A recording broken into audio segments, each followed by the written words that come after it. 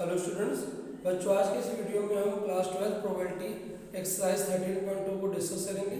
पिछली वीडियो में हमने 13.1 तक डिस्कस किया था। 13.2 में बेसिकली हमें इंडिपेंडेंट इवेंट्स के बारे में डिस्कस करना है। इंडिपेंडेंट इवेंट्स वो इवेंट्स होते हैं जिसमें एक के अकरेंस से दूसरे पर कोई इफेक्ट ना पड़े। बट अगर हमें दोनों इवेंट्स इंडिपेंडेंट है या नहीं चेक करना है तो हम क्या करेंगे, probability of event A into probability of event B करते हैं। और अगर वो probability of event A intersection B के इक्वल आ जाता है, डैट मीन्स वो इवेंट जो है वो इंडिपेंडेंट है। सो एक तो हमें टॉपिक ये डिस्कस करना है। सेकंड टॉपिक हमें डिस्कस करना है इसमें multiplication theorem of probability. For example हमने प्लेइंग कार्ड्स में से एक कार्ड पहले निकाला, तो एक कार्ड जब हमने निकाल लिया तो उसकी प्रोबेबिलिटी हो जाएगी 1/52। जब सेकंड कार्ड निकालेंगे हम तो पहला कार्ड ऑलरेडी निकाल चुके हैं, एक कार्ड हमारा कम हो गया है, तो सेकंड कार्ड के निकालने जो प्रोबेबिलिटी हो जाएगी वो हो जाएगी 51/52। फिर थर्ड कार्ड निकालेंगे उसकी प्रोबेबिलिटी हो जाएगी हमारे 50/52। फिर अगर हमने ये कहा कि प्रोबेबिलिटी ऑफ फाइंडिंग और रैंडमली 3 कार्ड्स, सो हम क्या करेंगे 1/52 करेंगे पहले, ठीक है। फिर जब भी प्रोबेबिलिटी में से फाइंड आउट करते जाते हैं तो पहले इवेंट ए की प्रोबेबिलिटी इंटू इवेंट बी की प्रोबेबिलिटी देन इंटू इवेंट सी की प्रोबेबिलिटी, इन प्रोबेबिलिटीज को हम मल्टीप्लाई करते चले जाएंगे। सो यहाँ पर मल्टीप्लिकेशन थ्योरम प्रोबेबिलिटी लगती है।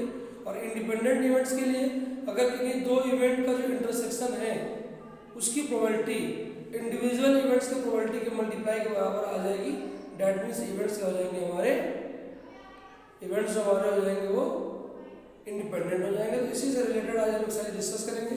सो क्वेश्चन नंबर 1 जो है उसमें आपको if P A and P B की प्रोबेबिलिटी हमें गिवन है, हमें पी इंटरसेक्शन बी की प्रोबेबिलिटी निकालनी है और गिवन है कि if A and B are independent events. So जब भी इवेंट्स हमारे इंडिपेंडेंट होते हैं so intersection of probability of intersection of A and B जो होता है वो probability of A into probability of B के बराबर होता है। प्रोबेबिलिटी ऑफ ए बी हमें गिवन था, प्रोबेबिलिटी ऑफ बी भी हमें गिवन है, इन दोनों को हम मल्टीप्लाई कर देंगे तो जो आंसर हमारा आएगा वो आएगा 3/25। जब भी कोई दो इवेंट इंडिपेंडेंट होंगे so probability of A into probability of B जो होगा वो probability of intersection of event के इक्वल होता है। क्वेश्चन नंबर 2 में गिवन है 2 cards are drawn at random and without replacement from a pack of 52 playing cards, जो मैं भी डिस्कस कर रहा था आपसे। Find the probability of that both the cards are black. अब प्लेइंग कार्ड्स में 26 कार्ड जो होते हैं वो रेड होते हैं, 26 कार्ड जो होते हैं वो ब्लैक होते हैं। इस तरह से टोटल हमारे पास 52 कार्ड्स होते हैं।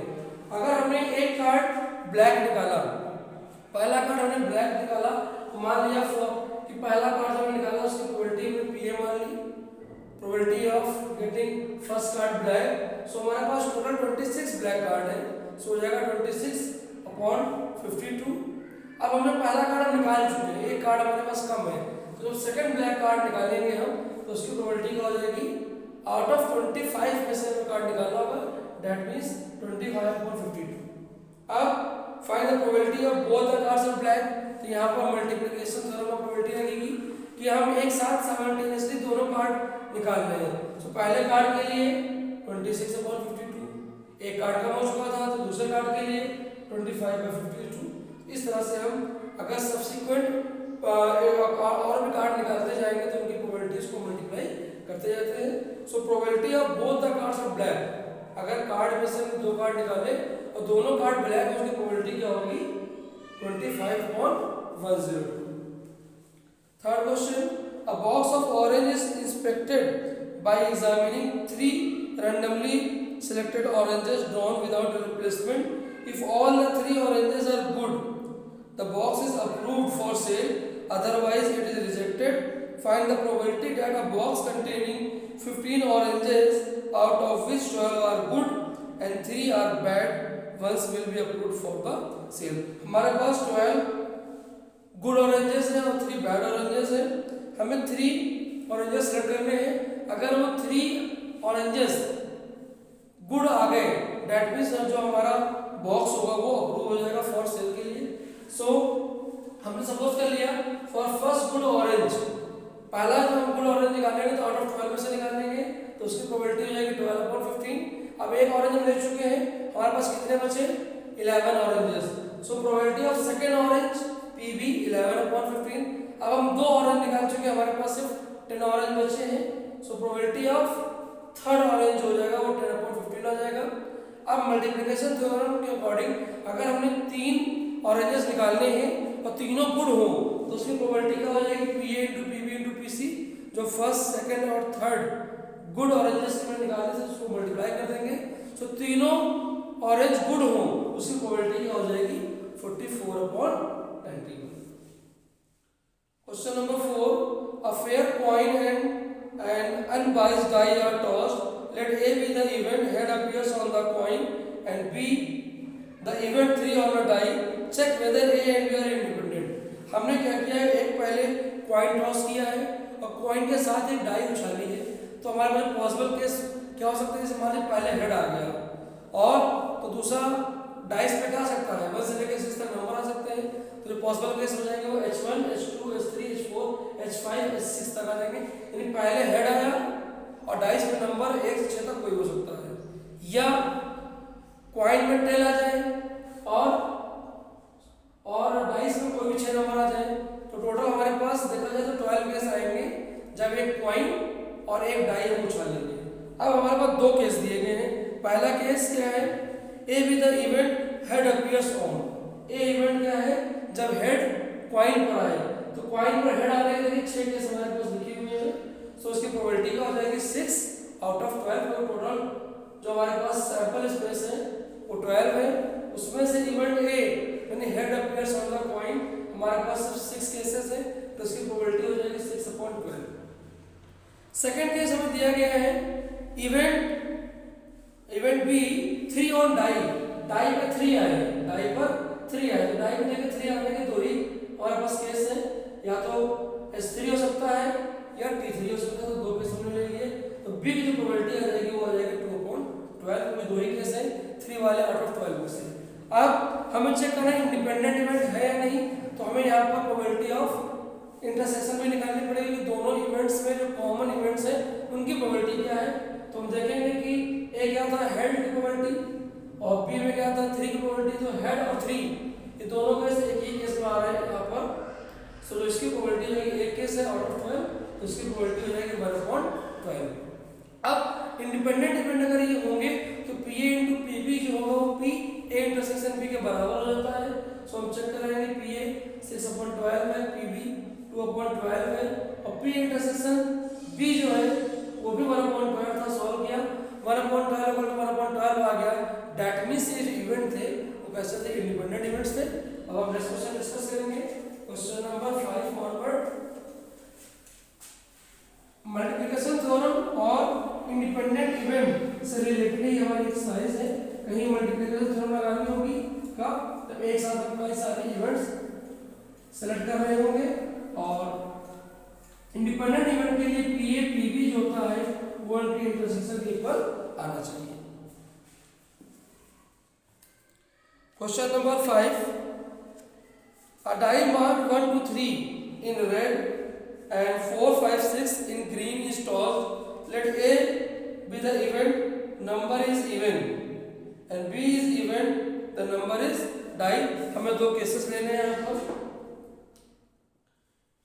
एक डाई है जिसमें 1 2 3, क्वेश्चन नंबर 5 1 2 3 ये रेड में लिखे हुए हैं, और 4 5 6 ये ग्रीन में लिखे हुए हैं। ए एक इवेंट हमारे पास है, be the event, the number is even. हमारे पास कितने इवन नंबर, हमारे पास 3 इवन नंबर है, 2 4 6 2 4 6। सो प्रोबेबिलिटी ऑफ ए जो हो जाएगा वो 3/6 हो जाएगा। और बी जो केस था वो था नंबर इज रेड। रेड हमारे पास 3 ही नंबर है 1 2 3। सो इसकी प्रोबेबिलिटी आएगी PB, वो भी आएगी 3/6, वो भी आएगी 3/6। अब इनमें हम कॉमन लेंगे कि वो इवन भी हो और रेड भी हो, इवन भी हो और रेड भी हो। सो इवन और रेड में एक ही केस है सिर्फ 2। सो इसकी प्रोबेबिलिटी निकालेंगे हम, सो आ जाएगा 2/2। 6। अब क्वेश्चन में पूछा गया है are A and B are independent, तो अपन चेक करेंगे P A into P B equals to P A intersection B. P A 1/2 है, पी बी भी 1/2 है, और यहाँ जा रहा है ये एक ही केस था, डेट मीन्स 1/6 हो गया यहाँ पर 1/6, यहाँ 1/4 आ रहा है, यहाँ 1/6 आ रहा है। डेट मीन्स ये इवेंट है इंडिपेंडेंट नहीं हो सकते, क्योंकि पी और पी बी का जो मल्टीपल है प्रोबेबिलिटी का, वो प्रोबेबिलिटी ऑफ इंटरसेक्शन के इक्वल नहीं आ रहा। That means events are not independent. Question number 6, question number 6 भी सेम ऐसे ही है, आपको पी गिवन है, पी एफ गिवन है और इंटरसेक्शन भी गिवन है। पूछा गया है are E and F are independent, तो आप क्या कराइए पी और पी एफ को मल्टीप्लाई करा लीजिए। अगर पी और पी एफ को multiply P E intersection F के बराबर आएगा, दैट मीन्स वो इंडिपेंडेंट है। इसको आप कर सकते हैं क्वेश्चन नंबर 5 की तरह ही। हम क्वेश्चन नंबर 7 डिस्कस करेंगे। 7 क्वेश्चन नंबर अच्छा है। क्वेश्चन नंबर 7 में गिवन है पी ए गिवन है, पी बी गिवन है, पी ए गिवन है, P E intersection B given है। हमें फाइंड आउट करना है पी बी, और गिवन यहाँ पर कि इवेंट्स आर म्यूचुअली एक्सक्लूसिव। जब इवेंट हमारे म्यूचुअली एक्सक्लूसिव होते हैं, दैट मीन्स उनका इंटरसेक्शन जो होता है वो 0 होता है। Since event are mutually exclusive, so हमारे पास दो इवेंट है ए और बी, इसका मतलब इनका जो इंटरसेक्शन आएगा वो फाई आएगा, और अगर इंटरसेक्शन फाई है तो प्रोबेबिलिटी उसकी क्या होगी 0 होगी। अब अगर उसकी प्रोबेबिलिटी 0 है, सो हमारे पास ए यूनियन बी जो होगा वो P A plus P B minus P A intersection B के बराबर होगा। ए यूनियन बी हमें गिवन है 3/5, पी ए भी गिवन है 1/2, पी बी पी है और इसकी वैल्यू 0 है, सो पी निकालना होगा। सो 3/5 माइनस 1/2, सो 10, 6 माइनस 5 मीन्स 1/10, यानी पी की जो प्रोबेबिलिटी आएगी वो 1/10 हो जाएगा। सेकेंड केस जो था इसका वो दिया गया है इंडिपेंडेंट इवेंट है। अगर इंडिपेंडेंट इवेंट है यानी वहां पर इंटरसेक्शन जरूर होगा, और जब इंटरसेक्शन होगा तो P A into P B जो होगा वो इंटरसेक्शन के बराबर होता है। Since events are independent, so P A intersection B जो होता है वो पी ए और पी बी के इक्वल होता है, पी ए और पी बी के इक्वल होता है। कब? जब इवेंट्स हमारे जो होते हैं वो इंडिपेंडेंट होते हैं। ए इंटरसेक्शन बी हमें निकालना है, पी ए कितना है, पी ए हमें पहले से गिवन था 1/2, पी बी 1/10 है, इंटरसेक्शन जो होगा वो 1/20 आएगा। कितना आएगा इंटरसेक्शन जो आएगा वो 1/20 आएगा। अच्छा, इस सेकंड केस के लिए हमें पी निकालना है, सेकंड केस के लिए हमें पी निकालना है, तो पी बी की प्रोबेबिलिटी हम क्या मान लेते हैं, यहाँ पर पी मान लेते हैं। क्या मान लेते हैं? पी। देखिए हमें दो केस में पी निकालना है। पहला म्यूचुअली एक्सक्लूसिव के लिए वो हम निकाल चुके हैं, दूसरा इंडिपेंडेंट के लिए। तो इंडिपेंडेंट में जो इंटरसेक्शन होता है तो पी ए बी बी बराबर होता है, तो इंटरसेक्शन को निकाल ली, और पी ए यूनियन बी जो होगा वो P A plus P B minus P A intersection B के बराबर होता है। यूनियन हमें गिवन है पहले से 3/5, पी ए 1/2 है, पी बी पी है, ये भी हमने p/2 निकाल लिया, सो इधर माइनस हो जाएगा 3/5 माइनस 1/2 इक्वल्स टू p/2। इसकी वैल्यू जो आएगी वो आएगी 1/10 equal to 1/p/2। So p की वैल्यू जो आएगी यहाँ से 1/5 आएगा। कितना आएगा? 1/5। इस तरह से म्यूचुअली एक्सक्लूसिव के लिए हम p अलग निकालेंगे और इंडिपेंडेंट इवेंट के लिए हम p अलग निकालेंगे। अब इसके बाद हम नेक्स्ट क्वेश्चन डिस्कस करेंगे।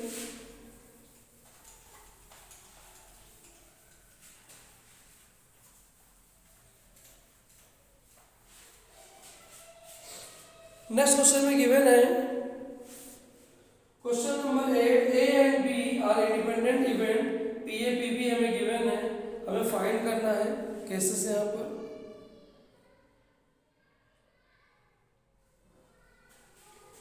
सो क्वेश्चन नंबर 8 का फर्स्ट पार्ट हमें निकालना है पी ए इंटरसेक्शन बी, और गिवन है इवेंट्स जो है वो इंडिपेंडेंट है, तो ये इक्वल होता है P A into P B के। पी ए की वैल्यू 0.03 है, पी बी 0.12 है, तो 0.12 जो होगा वो इसका इंटरसेक्शन आ जाएगा। अब सेकंड में निकालना है P A union B. So P A union B जो होता है वो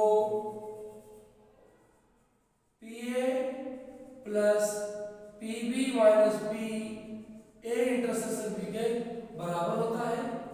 सो पी ए में गिवन है 0.3, पी बी भी गिवन है 0.4, वॉल्यूम में स्क्वायर कर लेंगे 7 माइनस 0.12, इसको हम लोग माइनस कर लेंगे 0.7, सो यह 0.58। तो इस तरह से हमें इन क्वेश्चंस को सॉल्व करना होता है। अब हम इसका नेक्स्ट पार्ट करेंगे P A by B. Conditional probability है, पिछले एक्सरसाइज में हम डिस्कस कर चुके हैं। इसका मतलब होता है P A intersection B upon P B. So A intersection B already निकाल चुके हैं 0.12, और पी बी हमें पता है 0.4 है, तो जो इसका आंसर आएगा वो आएगा 0.3। इसी तरह से हम पी बी बाई ए भी निकाल लेंगे। अब हम क्वेश्चन नंबर 9 डिस्कस करेंगे। क्वेश्चन नंबर 9 में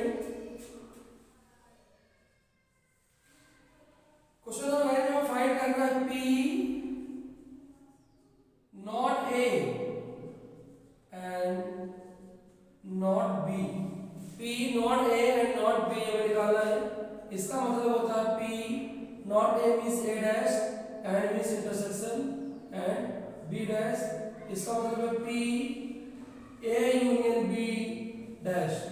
जब यहाँ पर डैश लगाते हैं तो यहाँ पे यूनियन आ जाता है, बाहर डैश आ जाता है, और इसके लिए हम लोग क्या कर सकते हैं 1 minus P A union B कर सकते हैं।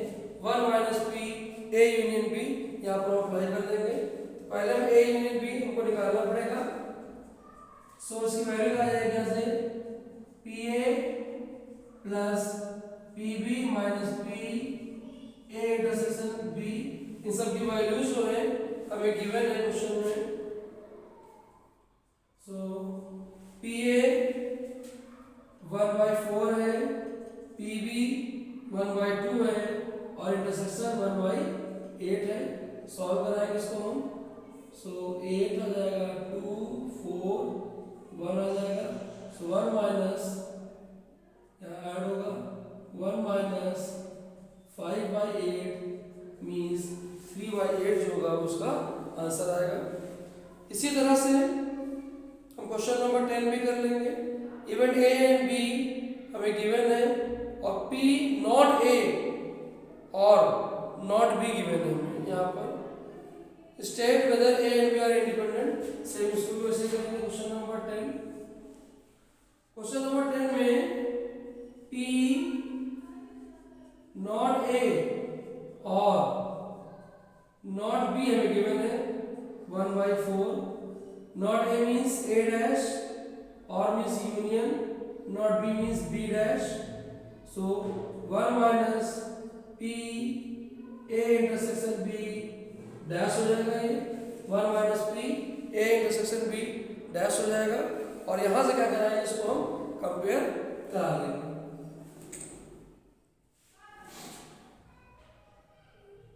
ये डैश हमारा यहाँ पे लगेगा।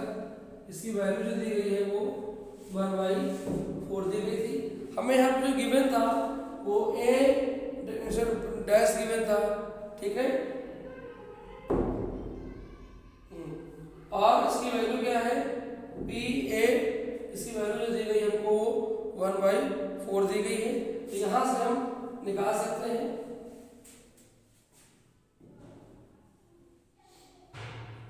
पी ए इंटरसेक्शन बी जो आएगा 1 माइनस 1/4, मतलब ये आ जाएगा हमारे पास 3/4। क्या आ जाएगा हमारे पास? 3/4 आ जाएगा। नॉट ए और नॉट बी हमें यहाँ पर गिवन था, तो ये जो है उसके डैश के बराबर होता है, और उसका डैश में यहाँ हम लिखते हैं ये 1 माइनस पी हो जाता है। देखिए इसका मतलब होता है P A intersection B dash. इसको हम इसके इक्वल लिख सकते हैं, और ये निकालने के लिए हम 1 में से इसको माइनस करा देंगे, इसकी वैल्यू गिवन थी, ये भी मिल गया। अब चेक करना है independent event, so P A into P B, अगर पी ए इंटरसेक्शन बी के बराबर आता है, चेक करिए, पी ए था 1/2, पी बी 7/12, इधर दे रहा हमारे पास 3/4, सो 7/24 नॉट इक्वल टू 3/4 है। दैट मीन्स यहाँ पर ये जो इवेंट्स होंगे वो इंडिपेंडेंट नहीं होंगे, क्योंकि इनके जो प्रोडक्ट्स हैं वो इक्वल नहीं आ रहे हैं। सो ऐसे ही आपने क्वेश्चन को सॉल्व करना होगा बेटा। अब आगे हम नेक्स्ट क्वेश्चन को सॉल्व करेंगे।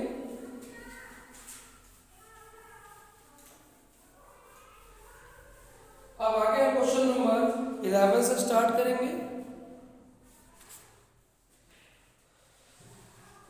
क्वेश्चन नंबर 11 में गिवन है हमें two independents A and B, P A given है, पी बी गिवन है, हमें निकालना है पी ए एंड बी।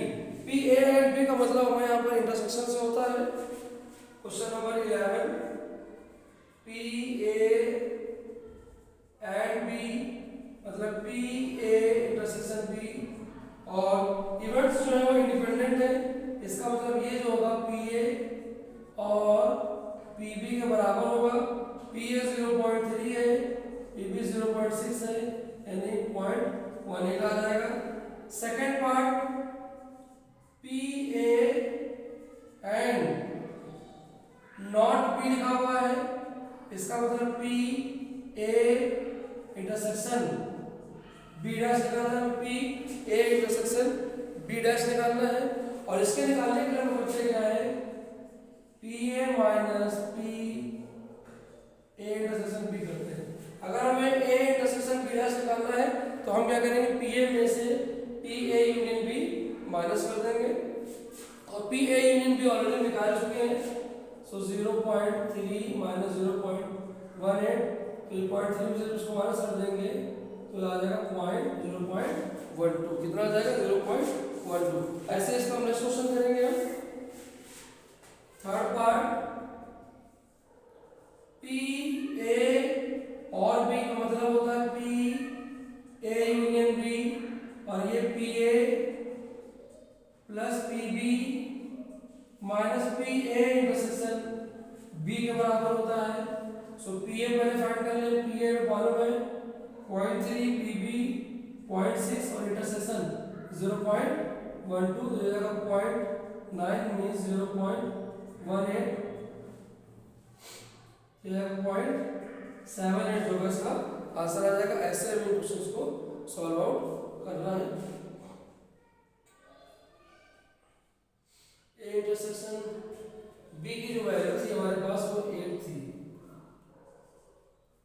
तो इसकी वैल्यू 0.72 आ जाएगी। इसका लास्ट पार्ट बचा हुआ है, fourth part, P neither A nor be, P neither A nor be. P neither A nor be का मतलब होता है ना तो ए हो और ना ही बी हो। सो ये आ जाएगा P A dash intersection B dash, और ये P A union B dash के बराबर होता है 1 माइनस पी ए यूनियन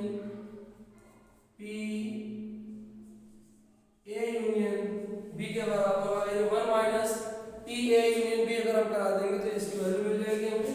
इसकी वैल्यू में पहले से मालूम है 0.72, अभी मुझे यूनियन निकालना है।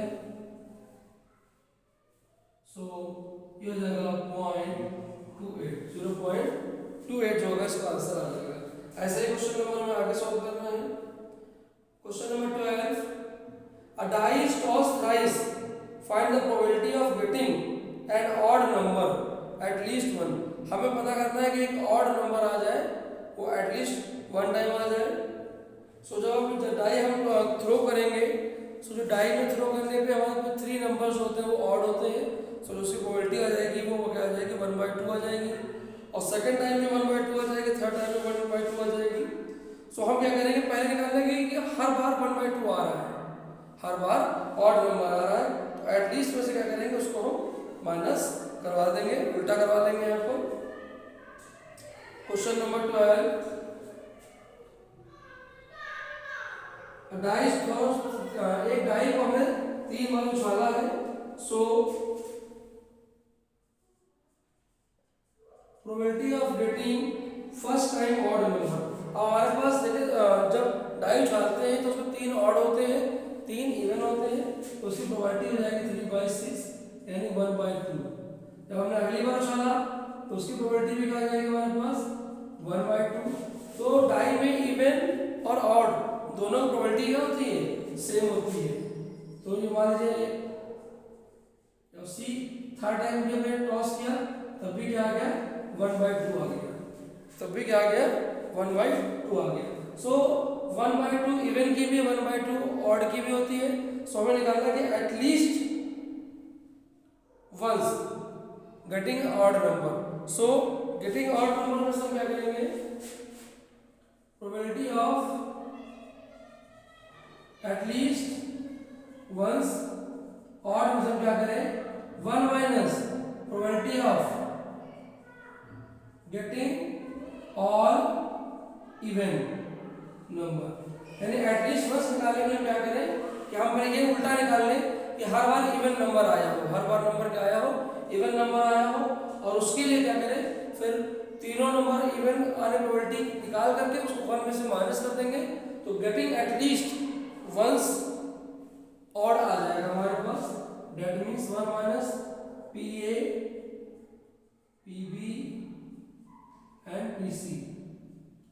सो 1/2 1/2 1/2 1 माइनस 1/8 मीन्स 7/8, यानी 7/8 प्रोबेबिलिटी है गेटिंग एटलीस्ट 1 टाइम ऑड की। तो जब भी कभी एटलीस्ट वंस ऑड पूछेगा तो उल्टा करेंगे, हम पहले इवन निकालेंगे उसको 1 में से माइनस करा देंगे। नेक्स्ट क्वेश्चन नंबर 13 ये रफ करना पड़ेगा। Question number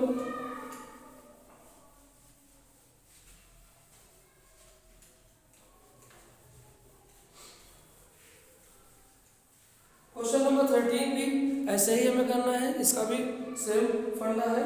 2 balls are drawn at random with replacement from box containing 10 black and 8 red ball. Find the probability that both ball are red.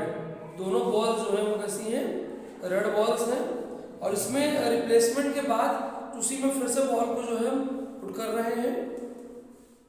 So question number 13 में हमारे पास red 8 balls हैं और black 10 balls हैं, और with replacement निकालने के बाद फिर से क्या करते हैं उसको उसी में हम पुट करा देते हैं।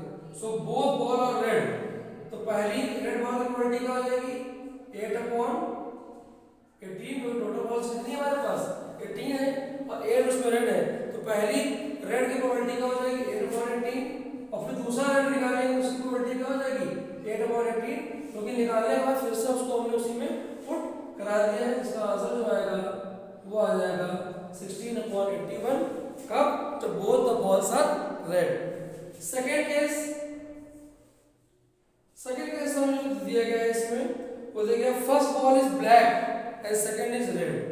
तो अगर पहली बॉल अगर ब्लैक है तो 10/18, और दूसरी अगर रेड है तो 8/18 आ जाएगा। क्या बोला गया ना कि first ball is black and second ball is red. So इसकी प्रोबेबिलिटी हम सॉल्व कर लेंगे। सो ये जाएगा 5/9 और ये जाएगा 4/9 मीन्स 20/80। सिमिलरली थर्ड क्वेश्चन हम करेंगे इसका, one of them is black and other is red. हमने मान लिया कि पहली बॉल ब्लैक आ गई, पहली बॉल ब्लैक आ गई तो दूसरी क्या होगी, पहली बॉल ब्लैक आ गई तो 10/, और दूसरी रेड है 8/। या पहली रेड थी और दूसरी ब्लैक थी। इस तरह हम क्वेश्चन करेंगे। पहले मान लिया उसमें one of black and one of red, तो होता तो पहले रेड आ गई फिर ब्लैक आई, या पहले ब्लैक आ गई तो फिर बाद में रेड आई। इसको सॉल्व कर लेंगे। सो 20/81 प्लस 20/81, सो आंसर आ जाएगा 40/81। इसी तरह से नेक्स्ट क्वेश्चन को हम अगले वीडियो में डिस्कस करेंगे।